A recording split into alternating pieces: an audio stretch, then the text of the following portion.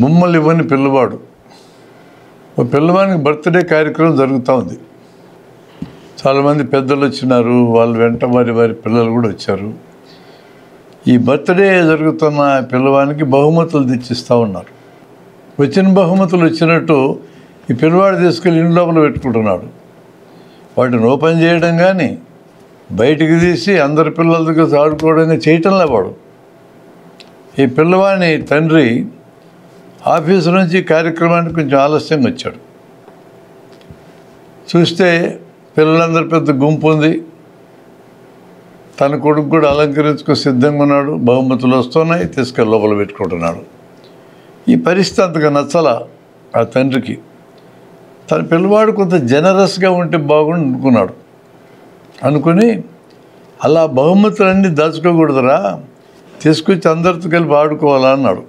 ఆ పిల్లోడు కాదు అన్నాడు. కాదు అనకూడదు నాయనా, అందరూ కలిసి ఆడుకోవాలా, నీ బర్త్డే కోసం ఇంతమంది వచ్చారు కదా, అందరూ కలిసి ఆడుకోవాలి కదా అన్నాడు. వాడు అంగీకరించలే. ఎందుకు పిల్లవాళ్ళు అంత స్వార్థంగా ప్రవర్తిస్తూ ఉంటారు? స్వార్థం పుట్టుకతోనే వస్తుంది బాబు. స్వార్థం లేదు, చచ్చిపోతారు మనుషులు. పసిపిల్లల్ని గమనించండి. ఎవరైనా తింటూ ఉంటే నాలుగు సాపుతూ ఉంటాడు. ఎవరి దగ్గర ఏ వస్తువున్నా చేయి సాపుతూ ఉంటారు, లాక్కోవడానికి ప్రయత్నం చేస్తారు. పుట్టుకతో వస్తుంది అది. ఆ మాత్రం స్వార్థం లేకపోతే మానవ జాతి కదా, ఏ జంతు జాతి కూడా బతకదు.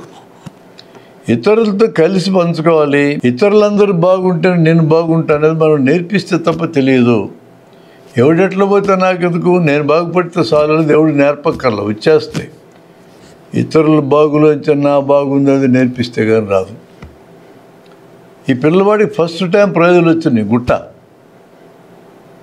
ఇప్పటిదాకా వాడికి ఓనర్షిప్ తెలియదు. ఇప్పుడు నేను ఈ టెంట్కి ఓనర్ అనుకుంటున్నాడు.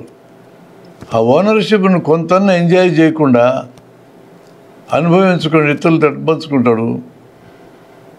కొత్తగా మోటార్ సైకిల్ కొనుక్కొచ్చారు. ఒక్కసారి నాకు రౌండ్ కొట్టిరాలి. ఈ లోపల నీ ఫ్రెండ్ వచ్చి, అరే భలే తెచ్చావు కొత్త మోటార్ సైకిల్, రౌండ్ వేసి వస్తా ఈ అంటే ఇస్తావా? ఇవాళ మనసు వస్తుందా నీకు?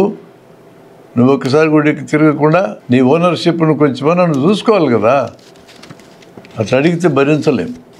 అది మానవ జాతికి సహజంగా ఉన్న లక్షణం. కొత్త ఒక వస్తువు కొనుక్కొని వచ్చావు, దాన్ని మొదట నువ్వే అనుభవించాలనిపిస్తుంది నీకు. నువ్వు దాన్ని అనుభవించక ముందే, ఉపయోగించుకోకముందే ఇంకొకరు దాన్ని కోరితే నీకు నచ్చదు. పెద్దలకు మనకే నాది, నా వస్తువు, నేనే ముందు తోడుకోవాలా అని కోరిక ఇంత బలంగా ఉంటే పిల్లలకి ఎందుకు ఉండదు? పెద్దలను మనం అర్థం చేసుకొని సహసిద్ధంగా వస్తున్న స్వార్థ లక్షణంతో పాటు ఇతరులతో పంచుకోవాల లక్షణాన్ని నెమ్మదిగా పిల్లలకు నేర్పించాల్సింది. మన పిల్లలకి తినుబండారాలు ఇచ్చి ఎప్పటికి పెట్టొద్దు, నువ్వు ఒక్కడివే తిని చెప్తాం. చెప్పొచ్చు ఇట్లా. మనం అంత జాగ్రత్త చెప్పినా ఈ పిల్లలు పోయి పక్క పిల్లలకి ఇస్తారు, పంచుకొని తింటారు. సోషలైజేషన్లో భాగం అది. సరే మధ్య మధ్యలో చిన్న చికాకులు తగాదాలు వస్తే కక్కు నా చాక్లెట్ నా కక్కు అని కూడా అంటారు అనుకో, మళ్ళీ 5 నిమిషాలు మర్చిపోయి మామూలు అవుతారు. ఇట్లా మర్చిపోకుండా నిత్యం తగాదాలు పెట్టుకోవాలనుకునే బ్యాచ్ పెద్దోళ్ళే, పిల్లోళ్ళు అయితే కాదు. నువ్వు ఒక్కడే తినమంటే తినకుండా అందరికీ పెట్టినావేంటని మనం ఇంటికి వచ్చినాక క్లాస్ బీకినాం అనుకో, వాడికేమో పిల్లలతో పెట్టి పంచుకొని తినాలని ఉంటుంది, మనం తినొద్దని చెప్తాం. డైకాటమే మొదలవుతుంది. ఈ తలకెక్కితే కొంతకాలమైన పచ్చి స్వార్థపరులుగా మారిన ఆశ్చర్యపోవాల్సిన అవసరం లేదు.